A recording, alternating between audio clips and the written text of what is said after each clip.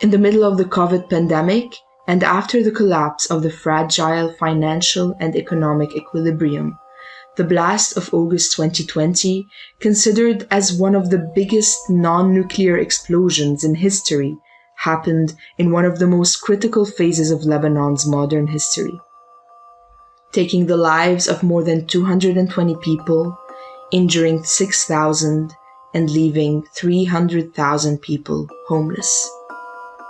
The blast of August 4th severely damaged the rich architectural heritage, carrying both social and architectural significance in addition to their historical value.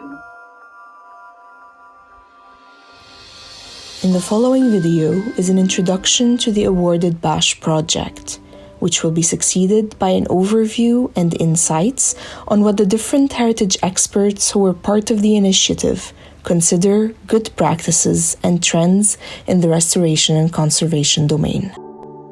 What started on August 5th as a first spontaneous volunteering reaction by the Restoration School alumni, driven by the need of putting the knowledge and skills in the help of the city, became, within 2 days, a systematic and organized mission under the umbrella and direction of the Ministry of Culture, General Directorate of Antiquities, and with the support of Beirut UNESCO Office, Ikram Sharjah, ICOMOS Lebanon, and the Absat. 40 architects and engineers restorers were volunteering on the ground the next day and for the coming 4 months, joined by 200 architects and architecture students who answered the call diffused on social media platforms.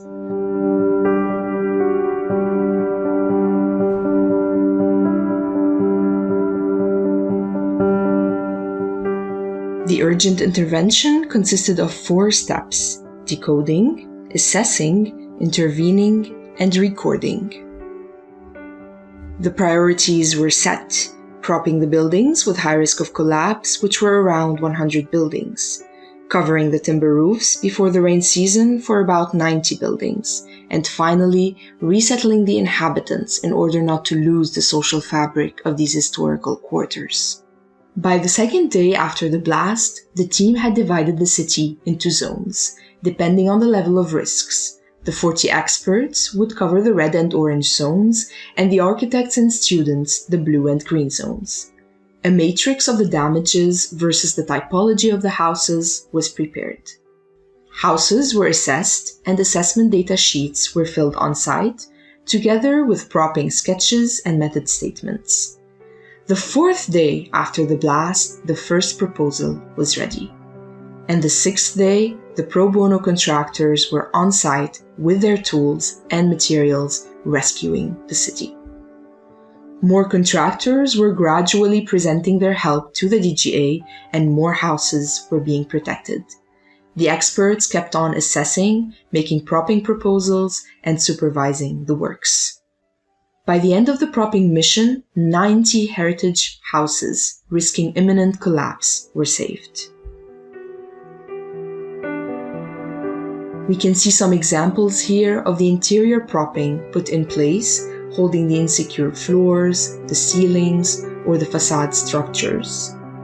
Bracings were also used for unstable walls, as well as openings, considered a weak element in a building's construction.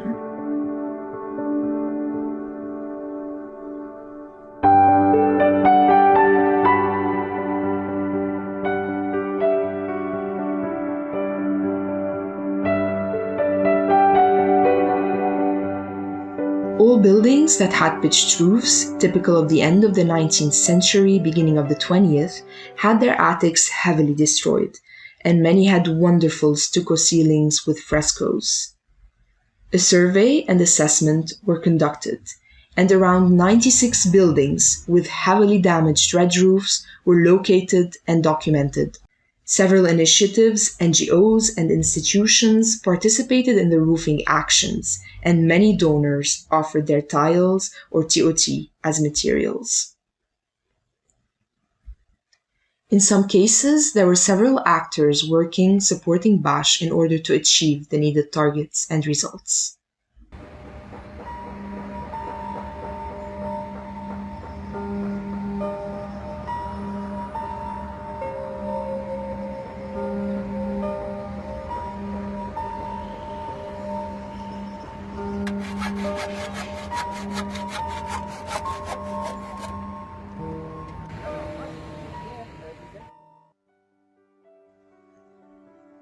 Bash experience was shared worldwide as a unique example of a community who gathered less than 24 hours following one of the biggest explosions in the world, driven by the love of their city and its heritage.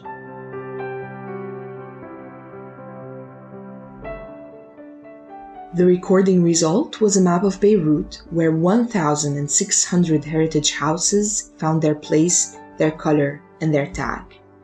This momentum of violence in the city of Beirut was ironically a momentum where abandoned, forgotten, erased buildings started having a shape, a survey, and an ID.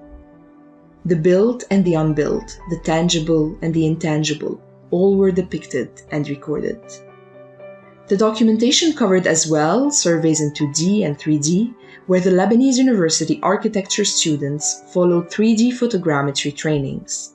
214 heritage houses were surveyed for their eventual rehabilitation projects. The various rescue missions accomplished by the Bash with the Lebanese University architecture students in 3 heritage palaces were great lessons in the details.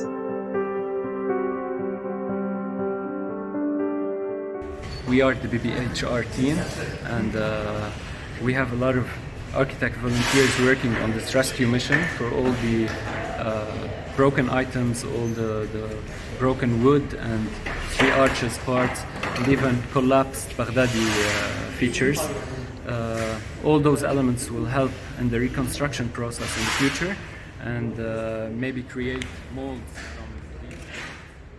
Students were able to put together the elements, understand their connections, techniques, and materials, but above all, they were able to rescue them for the future of Beirut.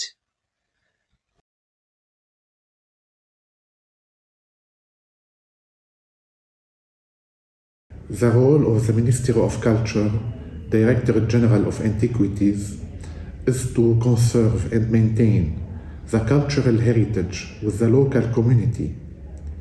We also protect the significance and distinctive character of our heritage through all available legislative, administrative, and financial means, and hand them down to future generations.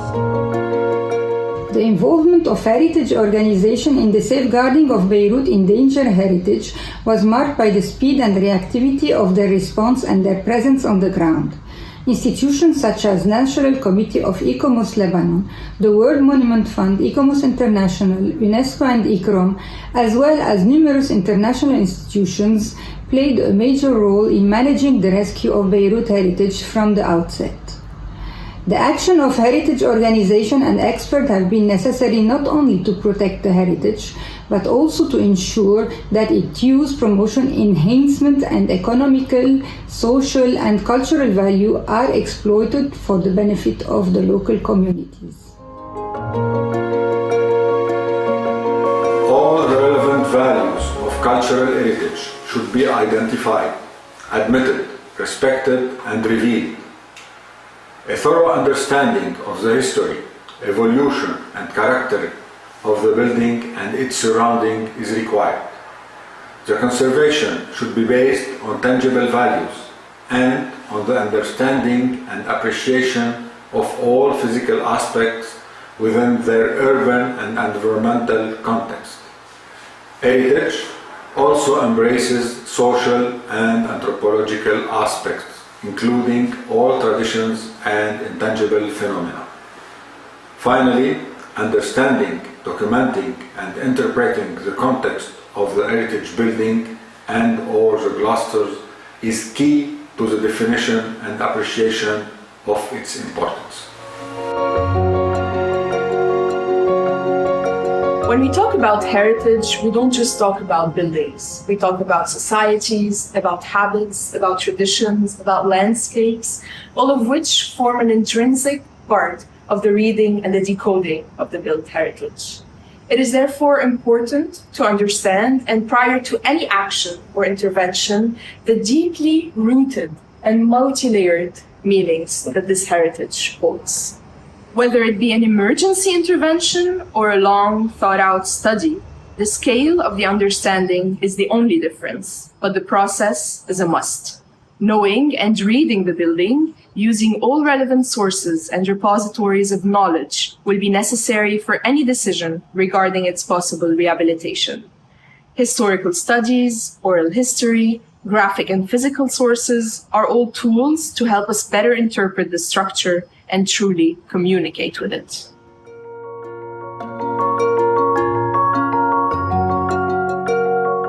The value of architectural heritage lies in the integrity of all its components and the unique techniques of its time. We can't only preserve the appearance of a historic structure, but we must look at it as a whole, paying attention to all of its elements. The different materials, the way they are used, the connections, the surface finishing and decoration, and also the relationship with the context and the oral history of the place. All should be given equal attention. It's important to preserve as much of the original material as possible. All fixtures and contents are integral to the building's cultural heritage value. We are talking here about the built structure, the windows, stained glass, surface decoration, as well as the works of art and furniture and personal belongings. To ensure proper preservation, it's crucial to have specialists and artisans with expertise in conserving each of these different materials and techniques. And in the case an element must be removed, it should be recorded and well protected until it can be reinstated. Heritage digitization and recording are fundamental aspects of conservation and restoration efforts aimed at preserving our cultural heritage. The protection of our cultural heritage is of great significance, demanding measures to shield it from natural disasters, human activities, and the effects of time. Digitization allows us to create digital records of our heritage sites, making them accessible to people worldwide. This tool helps us to preserve the knowledge and history associated with these sites, ensuring they are available for future generations. Moreover, heritage documentation speeds up the implementation of conservation and restoration projects. It helps conservationists and restorers to analyze and understand the original form and condition of heritage sites quickly. This knowledge accelerates the implementation of restoration work, resulting in improved efficiency and time savings. Furthermore, digitization facilitates rapid identification and analysis of structural deformities, streamlining the process of addressing these issues before they escalate and inflict significant damage to our sites. In conclusion, heritage recording and documentation play a significant role in heritage preservation. By using this tool, we can accelerate the implementation of restoration work, save time, and quickly analyze structural deformation, ensuring that our cultural heritage is preserved for generations to come. Talking about investigation and diagnosis, it's a key procedure to have the good results that you are seeing here. For example, the use of the authentic material, the use of the existing techniques and details. All this was recommended and instructed to the contractor based on several site visits and on the diagnosis done on site. Inspection of heritage building is essential to understand the building you'll be dealing with. Understand its structural system, spaces and connections, materials and assembly techniques. Critical areas shall be subject to more detailed investigation. Partial and selective dismantling for some surface materials shall be recommended to assess and understand the structural behavior and the surface stratifications. These investigations shall reveal hidden stories and construction phases that are essential in the diagnosis and restoration recommendations.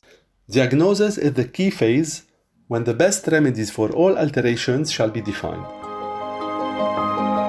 The purpose of my talk is to promote the conservation of old paintings at a time when 90% of conservation works do not foresee this.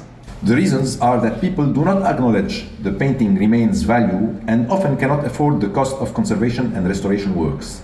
In this case, we made multiple trials before reaching a suitable method for the removal of modern added putty and acrylic-based paints. From that point on, and for restricted budget reasons, we trained modern painters on selected conservation and restoration actions too.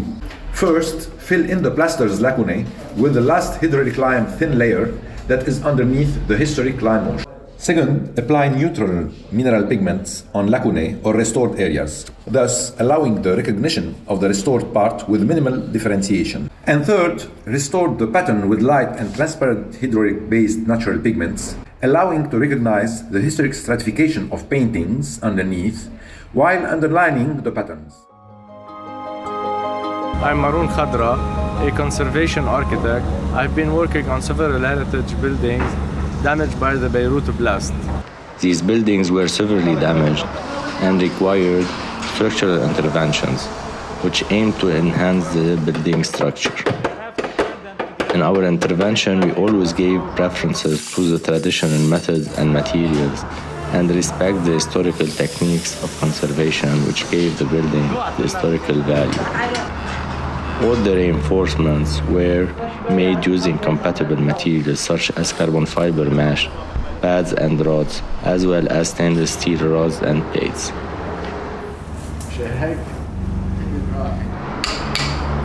The existing elements that are preserved are maintained and treated to extend their lifespan.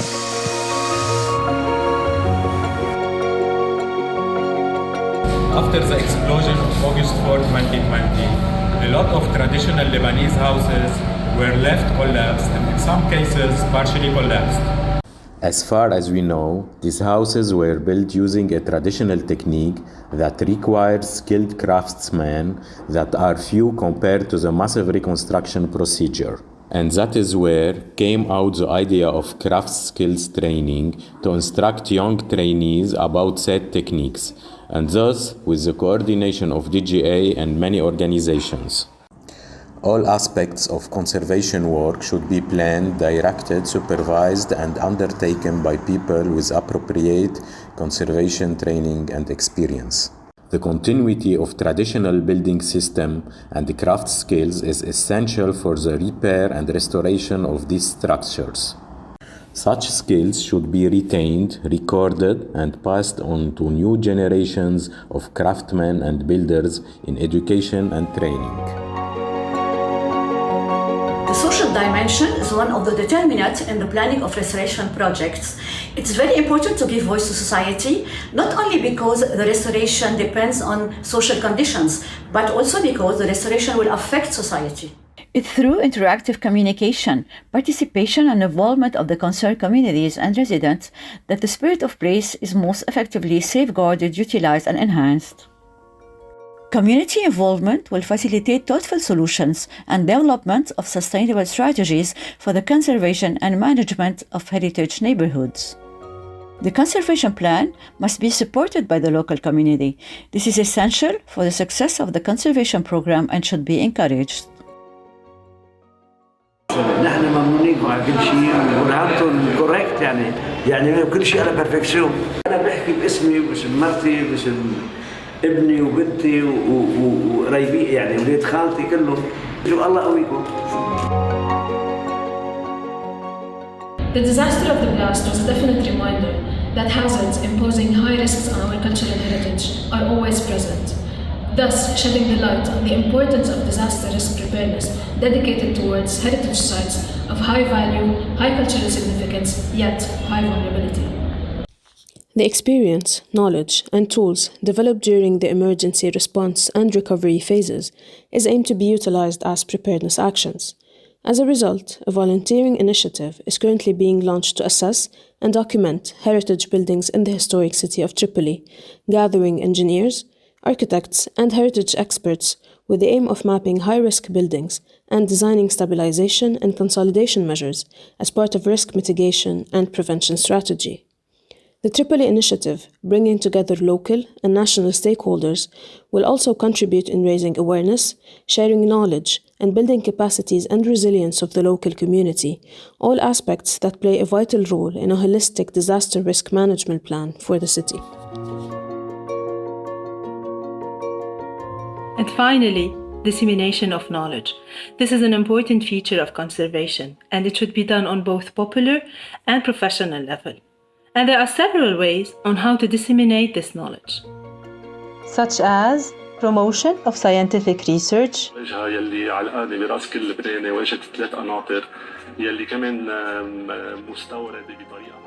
and setting up of forums and consultations with experts from different backgrounds and different countries and places in order to extend the knowledge and share the experience.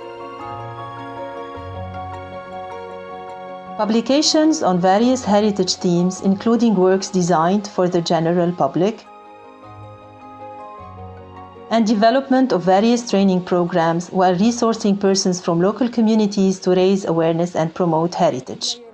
first sample is only straw and mud, lime plaster, stone powder, and lime. Access to heritage resources empowers people and communities to safeguard their heritage.